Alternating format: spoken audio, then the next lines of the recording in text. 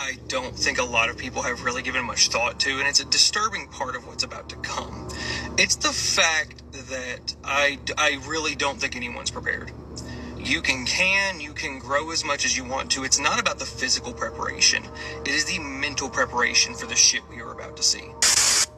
Because over the next few years, especially once the Medicaid cuts start fully coming in, when the SNAP cuts start fully coming in, when all of these government programs that have been helping low-income people stop coming in, and these people cannot even afford basic necessities, you're going to see millions of people suffering. And I know it's already bad in America. It's like, oh, well, they're already suffering. It's going to get worse. Because it can get worse. I don't think most people understand the fact that right now is the best it's going to be. It's only going to get worse from here for a time. The earliest any of this has a chance of even remotely improving in the slightest bit, and it probably won't even then, is after midterms.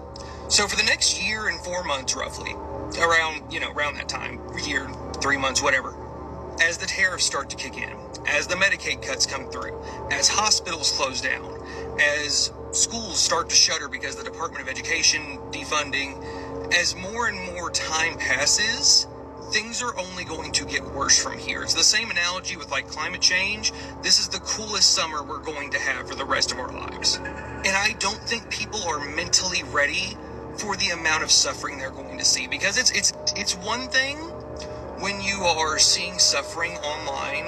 It's another thing when it's right next door to you. It's one thing when you are seeing suffering online. It's another thing when it's right next door to you. It's one thing when you are seeing suffering online. It's another thing when it's right next door to you. It's another thing when your kids go to school and they come back home saying that, oh, a third of the kids in my class, the only meal they get a day is through school. And it's going to be even more than that. There was already a large number of children whose only stable meals came from school lunches, but as SNAP gets cut, as Medicaid gets cut, and as insurance costs go up, you're going to see a large amount of sick people. You're going to see a large amount of GoFundMes. You're going to see a scale of human suffering that this country has not seen since before. And even then, it was only bad because this same dumbass was in charge. I really don't think people are ready for what's coming next.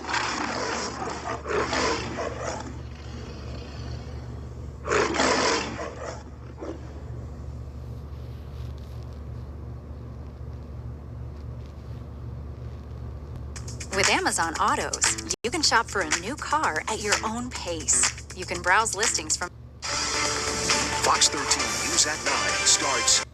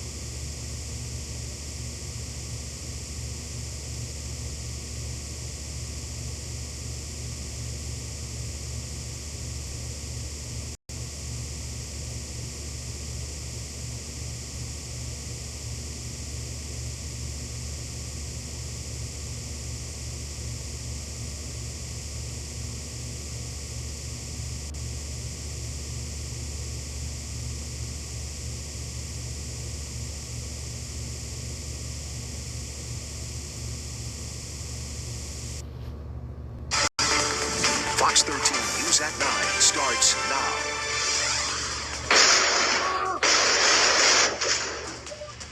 New tonight, violent video out of South Memphis shows a person shooting a man in a parking lot of a gas station and then running away. The man shot in this video actually survived. Thank you for being with us tonight at 9. I'm Daryl Green. Darcy Thomas is off this evening.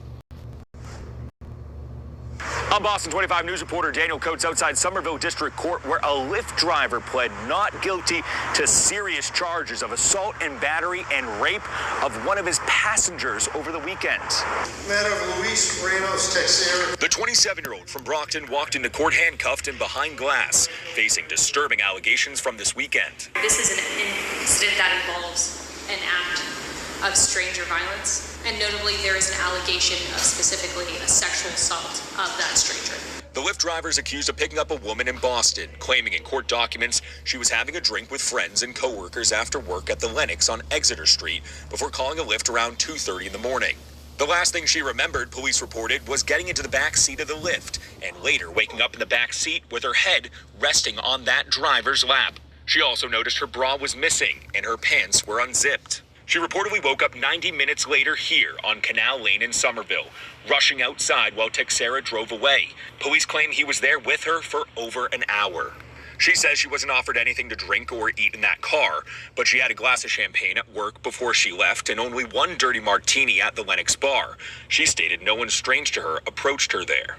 The woman was treated at Cambridge Hospital while police worked with Lyft to identify Luis Carlos Ramos Texera, matching him to his white Honda CR-V and working profile picture. He pled not guilty to charges of rape and assault and battery Monday. Court has ordered that you be detained without bail pending a dangerousness hearing. Monday evening, Lyft told me in a statement that this behavior is reprehensible and has no place in their community. In the meantime, they've banned Texera from all platforms and are willing to help in this investigation as it moves forward. On scene in Somerville, I'm Daniel Coates for